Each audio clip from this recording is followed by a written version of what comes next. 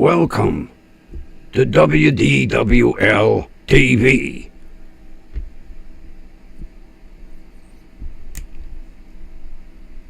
I have to adjust the mic. I'm using the moon.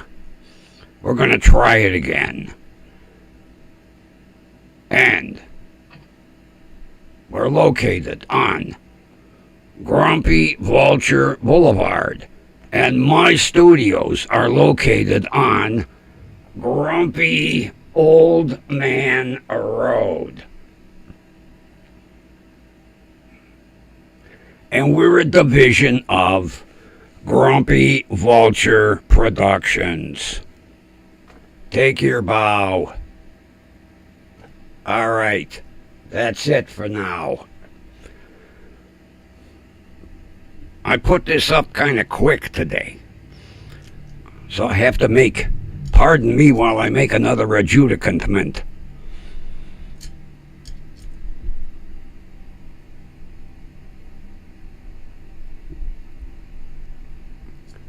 It seems for some unknown strange reason, every time I adjust this mic where I want it, it slowly drops down. It's like I don't want you talking into me. So, I hope we got the volume situation worked out. I made the adjustments over in Prism. I backed everything down. I even backed down. I took contact cleaner. I cleaned every stinking contact on the soundboard. Every one of them. All the sliders, worked them back and forth and back and forth and back and forth. Because we were having a problem there. Then, I noticed yesterday that on Prism, all the soundboard boards, all the sound bars were like going all the way off the end of the chart. I looked over, I went, oh shit, I didn't make the proper adjustments. So I backed everything down. Let's hope it's not blowing everybody's ears out like it's been. If that ain't, I give up. Because the microphones don't have controls. Matter of fact, this one doesn't even have a mute. A lot of them you could tap them, they have a mute. Nope. That's how professional this is. Because real microphones in real studios, they don't have mute buttons. But it's not like there's volume controls on the mic. It goes from the mic into the mixer. I don't understand. I'm even looking at the mixer. Nothing's going in the red. But every time I go to, I flip on YouTube, volume, blowing your ears off. So, I'm trying to figure this out. But I took the golden microphone and I said, I'm gonna go with the Walter Cronkite style mic, the Moon. Oh, I just realized I got the wrong glasses on. Why didn't you say something? I know why. He's afraid of this. The zip tie. You could have told me I had the wrong glasses on. I wouldn't have put the zip tie on your beak for that. Yeah, that's it. Just sit there. Oh, just kidding. I keep it right on the console, right within eyesight.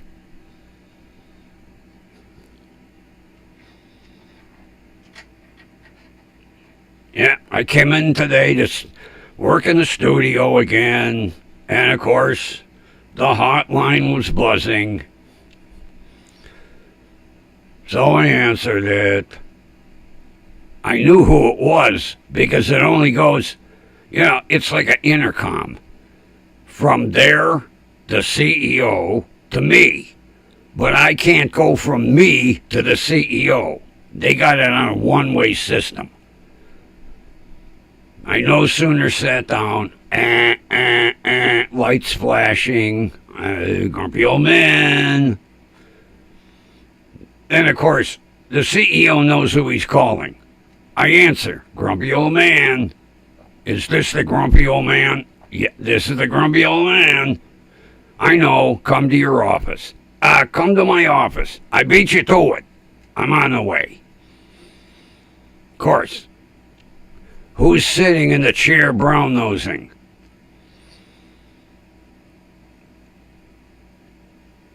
I insulted him yesterday. So I told the CEO, thin skin over here, better get used to it. Grumpy insults a lot of people. He should have known that by yesterday's show when I insulted those two elephants. I mean, women. Speaking of, I didn't get a response to my email to the regional manager of that's the other store.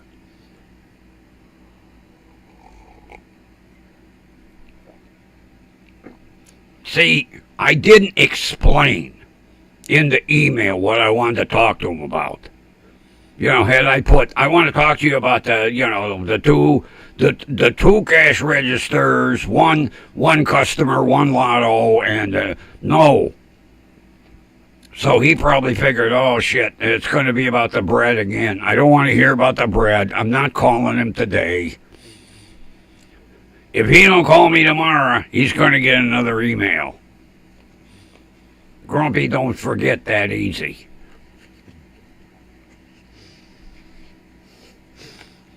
Don't look, Doc. I don't know if my doctor watches, but if he is, don't look. Turn your head away. Yeah, 5 cigarettes a day. Yeah, like that's going to happen soon.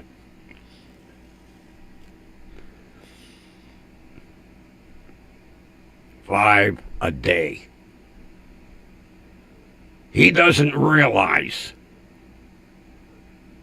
I can't do 5 a day. But before my 6-month appointment, something's got to happen. Like maybe a month before. I'll try it. I didn't guarantee it to him. I said, I'll try it. He goes, well, they're going to kill you. I said, no, you're going to kill me. 5 a day ain't going to work. But I'll give it a try. Got to make Doc happy.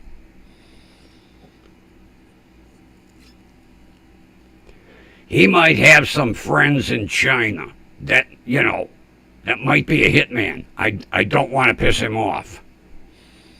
Yeah, that's where he's from. Okay, guy, but him and I aren't seeing eye to eye yet. Especially when he walks in, doesn't even introduce himself. Comes in the door, chart in his hand, quit smoking. You could have come in and said, hey, I'm Dr. So-and-so. Extend a hand to handshake, glad to meet you. No, quit smoking. Not a good way to start a doctor-patient relationship. Just saying.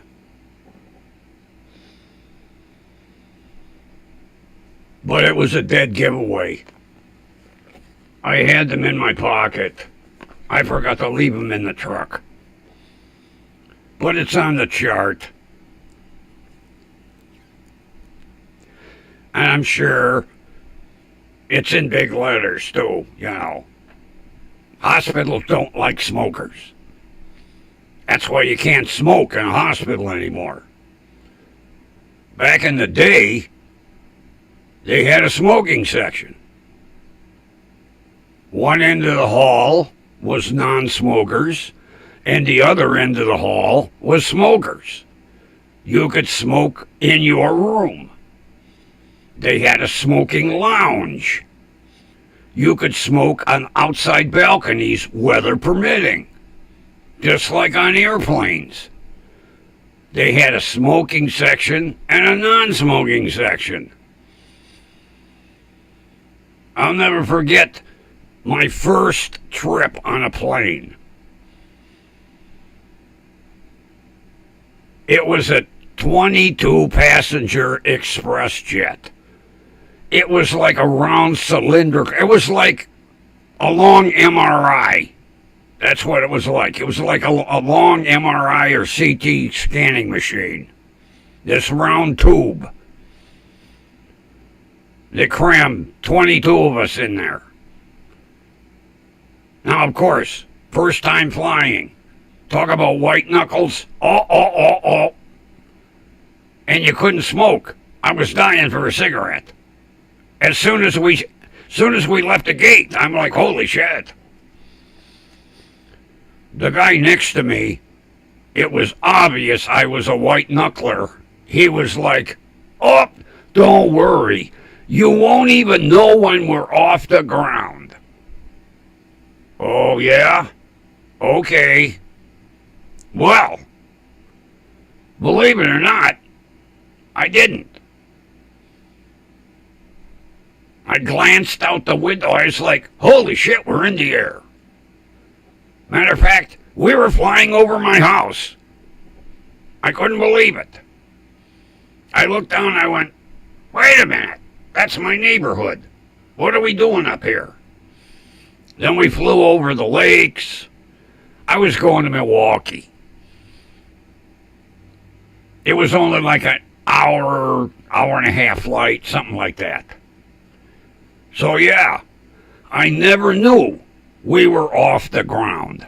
But holy shit, I knew when we landed all 3 tries. Oh my God, this pilot, he come down, bump, bump, bump. I was like, holy shit, are we gonna crash? So as we're getting off the plane, there's this little kid right in front of me, and he says to his mother, oh my God, I love the landing. I says to him, which of the 3 did you like? We landed 3 different times. His mother didn't think I was funny. Well, we did. He come down, bump, bump, bump.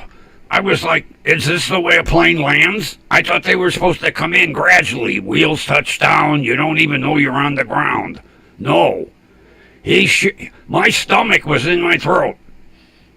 I had to do jumping jacks in the terminal to get my stomach to come back down. Yeah. Thank God I wasn't flying home.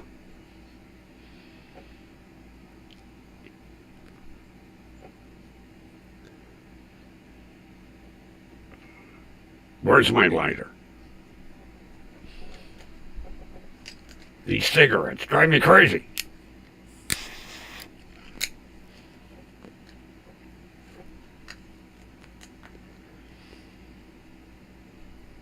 And see, this was before they locked the door. So the pilot left the door open. I could see him and the co-pilot. I wanted to get up and look in the cabin, but I didn't want to push my luck. But it didn't seem like he was doing much. I didn't see a lot of flying action. I guess he had it on autopilot. But I knew when we were going to come into land. Because when that landing gear goes down, you feel it.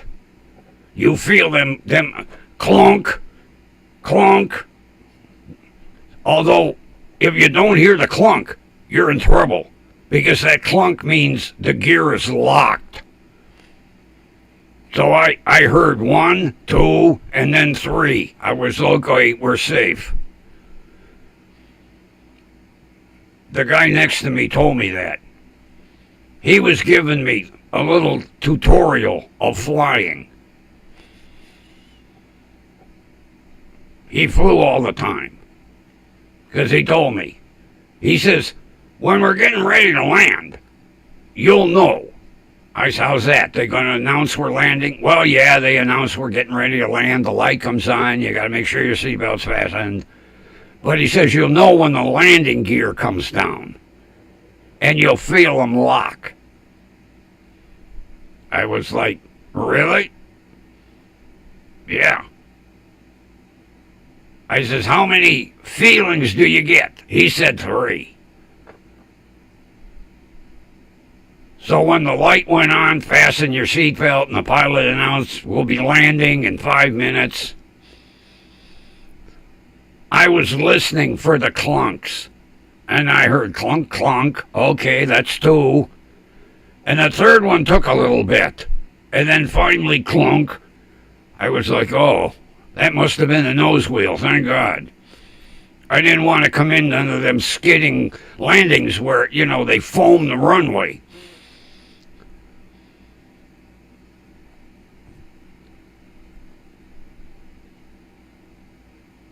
I didn't want to be one of them guys looking around for the emergency exit door.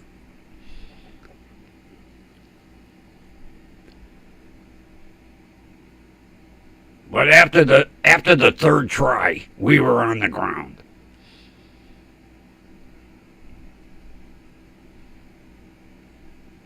I'm not sure if I do it again. Maybe in a bigger plane. A 22-passenger express jet is like being inside a CT scanner. Not a lot of room. Plus, my seat was right behind the bulkhead. I had no room to put my feet. I wanted to sit in the black box. The ticket agent said, you can't sit in the black box. Why would you want to sit in the black box? I said, because they always recover the black box. Unaffected. It's never damaged. That's where I want to sit. Although I was told, of course, they tell you this after the flight. The safest place is in the tail section. Because when the plane hits, if it breaks up, the tail section breaks off and usually spins to a stop. There ain't nothing to catch fire in the tail section. You don't want to be sitting over the wings. That's where all the airline fuel is. I don't want to be a barbecue. That was my one and only airline flight. I rode a Harley Davidson home. I felt a lot safer. Yeah, flew up, picked it up at the factory. Got the tour, got a free lunch, got a couple of mementos. Then I got the keys to the bike. They said, have a nice ride. I will, because I'm not flying. Yeah. From Milwaukee home, 488 miles. I set the trip odometer. I only stopped for cigarette breaks and potty breaks. And a cup of coffee. It was a nice sunny day, perfect temperature. That's the way to come home. Not flying.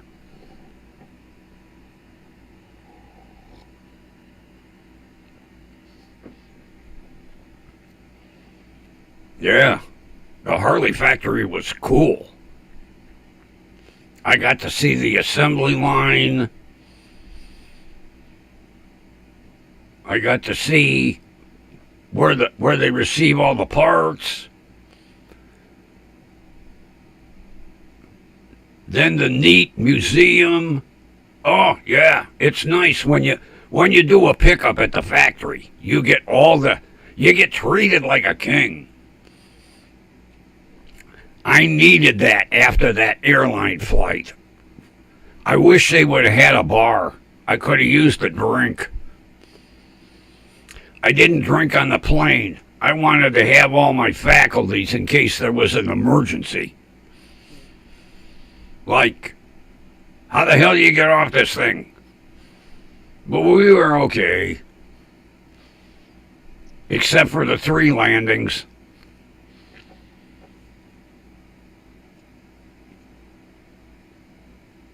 I wouldn't do it again. Not in that little itty bitty thing. If I ever fly again, I want the biggest. I want the 7. What is it now? The 787 Dreamliner? That's the one I want to fly in. Well, maybe not. I hear there's a lot of problems with that. I've been reading a lot of bad things about the factory. The one down south. The new one that Boeing built to build the Dreamliner. There have been a lot of stuff where, guys ain't putting right bolts in. Quality control, the guys are looking the other way. I was like, not a Dreamliner, no. Actually, the plane that I wish I could have flown in was an L-1011, the Lockheed TriStar. That was the one that had the engine on the tail. That was rated one of the safest planes ever manufactured. I would have loved to have flown in one of them. And the pilot said, I had talked to a pilot. He was retired. I said, what did you ever fly? He goes, well, I flew this. I said, you ever fly the TriStar? Oh, God, he said, yeah, I loved it. It like flew itself. Easiest plane on earth to fly. But then, of course, they did away with it. Did away with Lockheed altogether. Lockheed, gone. McDonnell Douglas, gone. Boeing. That's it. Yeah, we used to have Lockheed Martin. We had McDonnell Douglas and Boeing. Then they all, I don't know what happened to Lockheed. I know Boeing bought McDonnell Douglas. At least competition, Now, Boeing got it all locked up. Except for, that plant overseas, Airbus.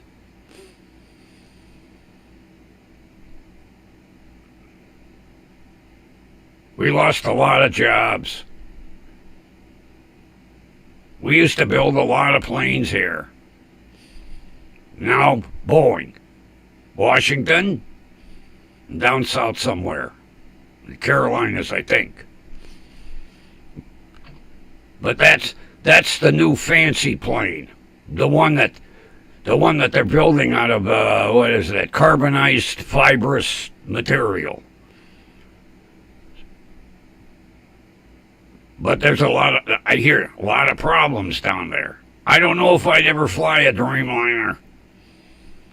I think if I ever flew again, I'd ask, what plane are we going to be on? We're going to be on a 787. 787. That's a Dreamliner, right? Yeah. Cancel my ticket. I want something else. Well, I'm sorry, sir. That's the plane that's going to your destination. You don't have any, 747s or 757s going that way? Well, we might have a 737. Wait a minute. That one's got problems, too. The door falls off. Yeah. Can you see flying along and the door disappear? Hey, isn't there supposed to be a door back there? As everything gets sucked out of the plane? Yeah. Happened to Frontier Airlines, that Alaskan airline. They're flying along, all of a sudden, there went the door. Uh-oh. Although they don't call it a door, because it's not really a door. They call it a plug. Now, when I first was reading about this, they said, well, the plane lost a plug. I'm thinking, 110, 220, what kind of plug did it lose? No, it was a door. But they don't use it for a door.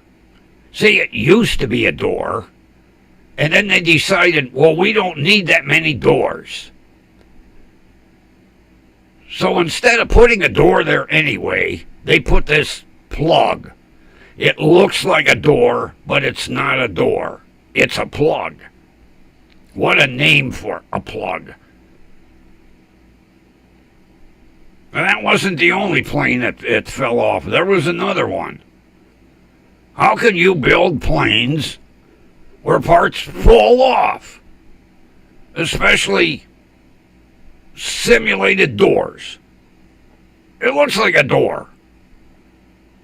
Blew right off the plane. I'm glad I wasn't sitting back there. Uh-oh. Hello. Stewardess. I don't think they call them that anymore. Flight attendant. Hello, flight attendant? Yes, sir. The door is gone back here. Sir, it's not a door. It's a plug. I don't care what you call it. There's a big hole back here in the plane. There's a lot of draft going by me. I had to tighten my seatbelt. I was afraid I was going to pull out of my seat. That'd be Grumpy's luck. I'd get on the plane and the plug would blow out. Uh-oh! Grumpy's in trouble. I didn't do it. Yeah, they found out they didn't put enough bolts in it. How can you install a part and not put enough bolts in to hold it into the plane? See? That's the way things are nowadays. No quality control. Grumpy'll drive. I'd rather get killed on the ground than at 35,000 feet. That's a long way to fall.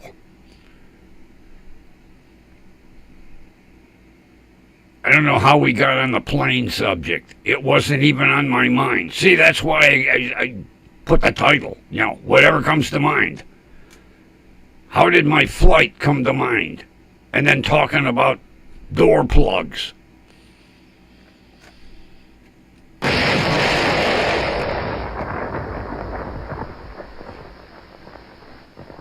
I'm going to blame it on the vulture.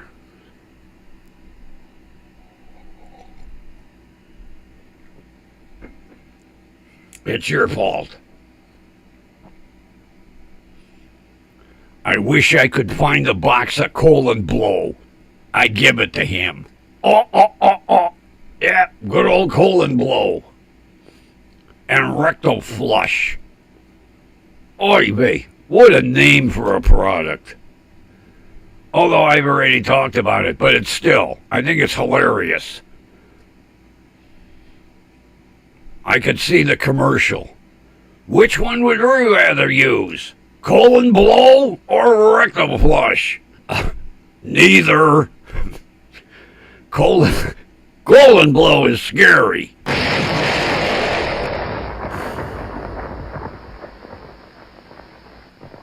That's what I envision.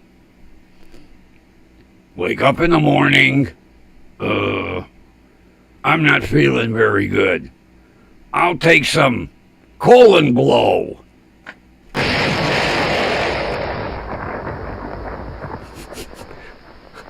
I'm feeling better now. Considering it lifted me 3 feet off the toilet. I knew I was going to lose it. I was rehearsing that And every time I rehearsed it, I lost it. Yeah, colon blow. You slowly rise up off the seat. I guess I'm cleaned out now.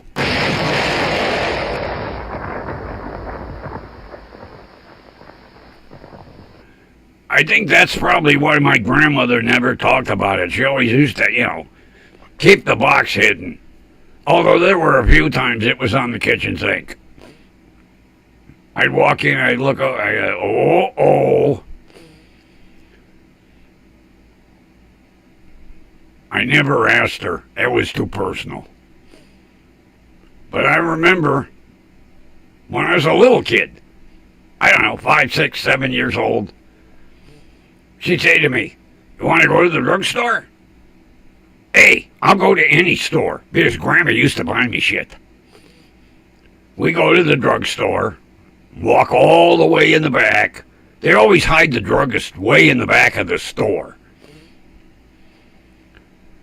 You walk up to the counter, and of course there were never any clerks there. It was just the druggist. He always had he looked really official. Looked like a doctor. Had the white coat on, a name tag, pens in his pocket, pocket protector. They used to have pocket protectors back then. It was a plastic thing that slid in your pocket in case your pen leaked. But he had a pocket protector with his name. "Can I help you, miss?" And my grandma said, "Yeah, I need a box of colon blow." "Okay, hold on." You walk in the back. See, it was never out front. It was in the back. You walk in the back, you come up with a box. "Anything else?" "Nope, that'll do it." I'm thinking, as she was walking away, the druggist thinking to himself, "Yep, that'll do it." The button never works when I want it. Take 2.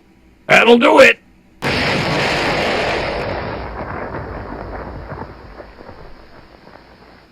The props never work right. I think it's your fault. Everything used to work fine until I had you in the studio. Don't even think about it. I got the zip tie.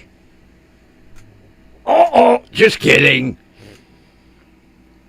It's the perfect size. I guessed, and I guessed right. Look at that.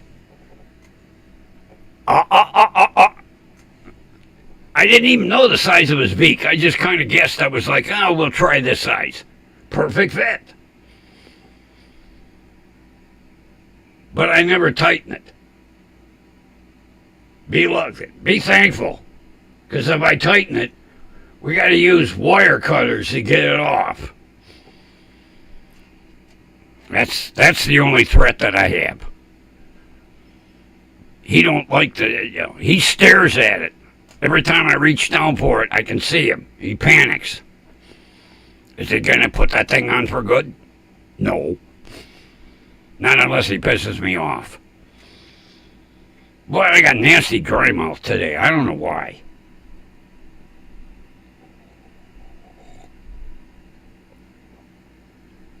Look at my goofy coffee cup.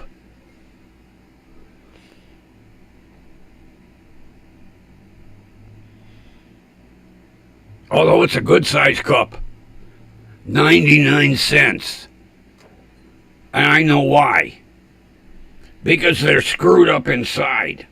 They're nice and smooth on the inside.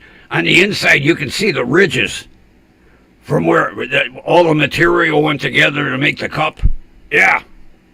All kinds of ridges inside this cup. Not perfect quality control. 99 cents. Works for me. It holds like a cup and a half of coffee.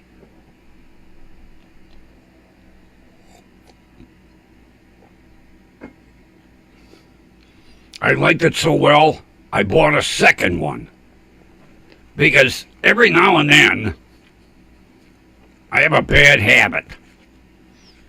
It happened a couple of weeks ago. See, in the morning, if I have leftover coffee, I don't waste it. At the price of coffee, oh, God forbid. So I take the coffee and then I put it in the microwave. Tastes fine to me.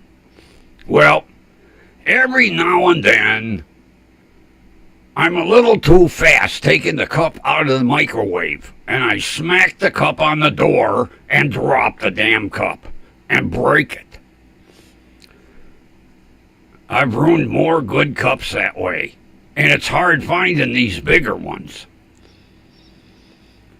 So I got the first one, and I'm sitting going, every time I take a drink, I was like, wow, I like this cup. It holds more coffee. I don't have to make that many trips out to the kitchen to get a cup of coffee. I says, I'll get me a second one.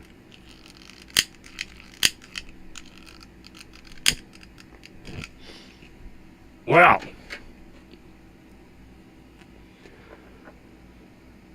the day I bought the cup, which was about 4 or 5 days ago, there were like 40 of them on the shelf.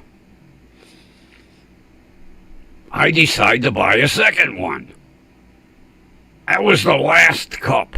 I had to look. I'm like, what happened to all them cups? And then I found one hidden in the back. I think somebody hid it. They'll come back and they'll be pissed off and go, who bought my cup? Because, see, the next cups up, which they weren't as big. They were $1.99. I'm not paying $1.99. 99 cents, that's it. So I have 2 of these green cups. That way, if I break one, I'll have a spare. But if I break the spare, I'm screwed.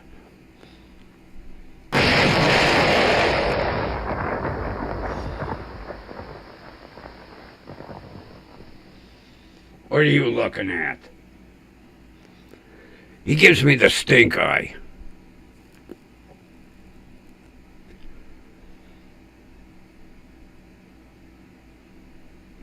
And then goofy Cleveland weather. I get up this morning, I look out, hey, it's going to be a nice day. Cool. I can finally work on my RAV4. Because I still haven't figured out where the fuel leak is. So I make my plans. Okay, I'm going to need these tools. I go to gather up the tools, and it starts to rain. Fuck me. I ain't never going to get this thing fixed. Because lately it's been too damn hot. Been in the high 80s, low 90s. Sun baking the car. I went out to open the hood. I burned my hands. I was like, oh, Jesus. Not working out here today. So today, it was cool in the morning. I was like, all right. Then after the rain, it got that typical sticky, high humidity. I'm sweating my ass off. Hopefully tomorrow, it'll be a little cooler. I got to get that car fixed.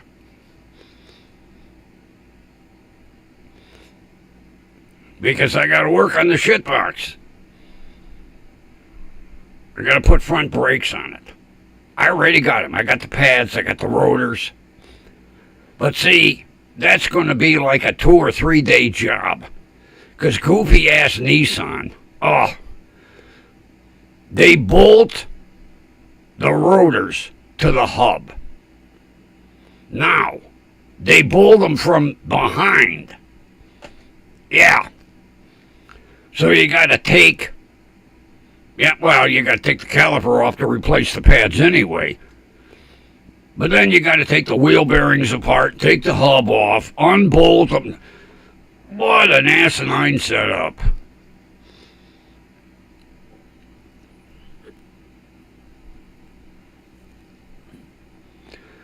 I don't like messing with wheel bearings.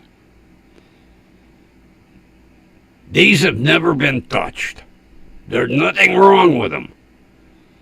Grumpy has a bad habit of over-tightening them. And you can't win.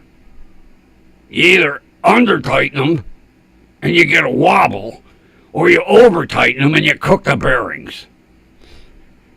I can never hit that happy medium, you know.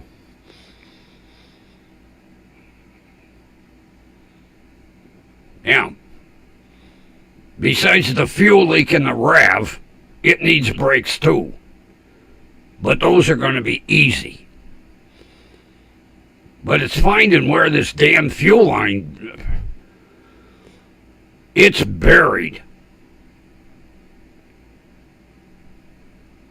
I can't see it from up top. I can't see it from underneath. I don't want to turn the fuel pump on again and spray gasoline all over the place. I can't figure out where the hell the leak is. So I guess I'm going to have to. I'll have to turn the key on real quick, turn it off. Then, quickly get underneath and say, oh, where's it leaking? Yeah, it happened one day. Good thing it happened in the driveway. Ugh. I went to start it up. It started and stalled. I was like, wait a minute. This isn't my Toyota. It never stalls. Especially it had brand new spark plugs. So I turned the key again. I was like, why won't it start? I can hear the fuel pump running. I get out and I go to open the hood and there's gasoline all over the driveway. I was like, uh-oh. Put the cigarette out quick. I don't want to set it on fire. But I can't find out where it's leaking. Because everything all of a sudden jumbles into one conglomerated mess. You look up from underneath, can't see it. Look down from the top, can't see it. And then they put it under the intake. Oy. Toyota, usually you engineer cars pretty decent. This one, you really fucked up. It's been sitting now for a month. It's been too hot to work on it. And then today, perfect temperature in the morning. Nope, it's got to rain. Grumpy screwed again. I think it's his fault. I blame everything on him.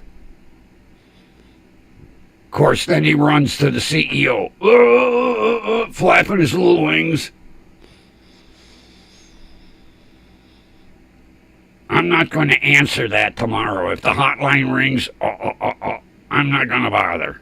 I'll act like I'm not here. Because the CEO never leaves his, fancy office. Oh, yeah. The CEO, the CFO, the COO, all them OOOOs. It's like Mahogany Row up there. Yeah.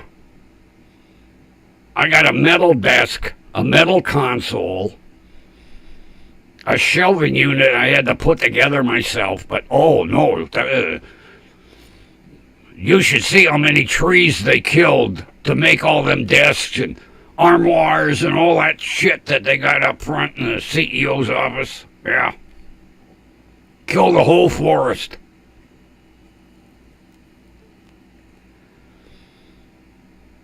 And then I had to use his credit card to buy equipment for the studio. Well, he wasn't using it. I'm not paying for it. You need something. They say, put in a requisition. Okay, I write out a requisition. And you never hear a word. And then when you ask about it, they say, well, when did you put the requisition in? Well, I put it in a month ago. It must have got lost in the system. Write out another one. I says, the whole building's full of computers. Why do I have to handwrite something? I know why. Because as soon as I turn it in, they throw it out. Oh, what's this? Microphone for Grumpy? Throw it away.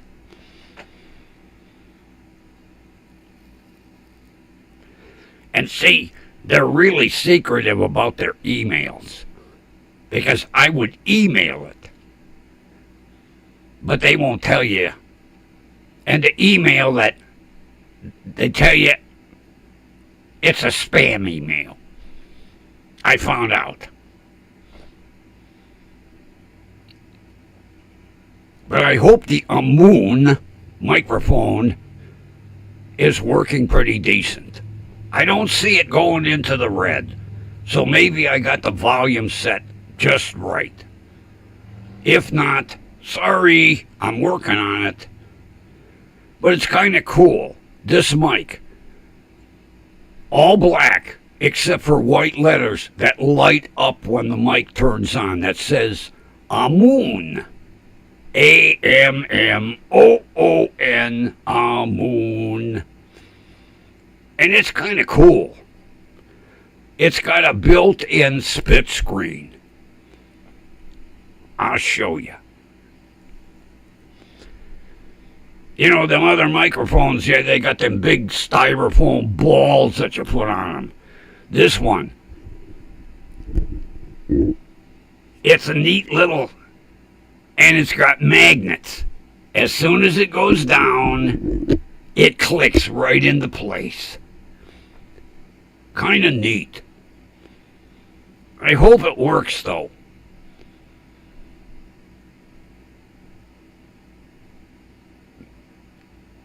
I'm kind of undecided. I like the golden microphone because that's the one I started with. But this one is a super professional mic. Although so is this one. This MXL. But it don't work right.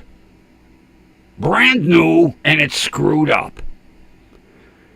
And they won't take it back. I found that out. It says once you use it, sorry. Well, how do you know it's screwed up if you don't use it? And then when you use it, sorry. Takes a 9-volt battery. I never had a microphone that took a battery. I went out and I bought a nice expensive 9-volt battery.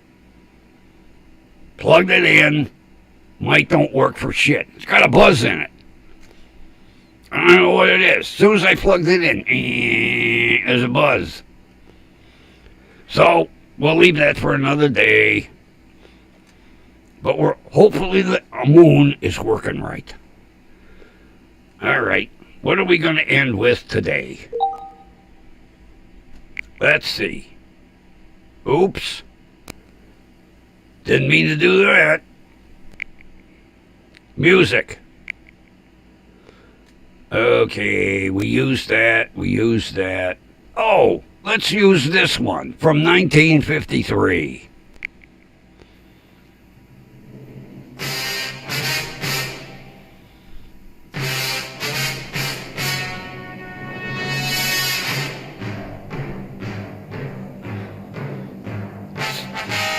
See if you can remember what show that was from. And let me know tomorrow.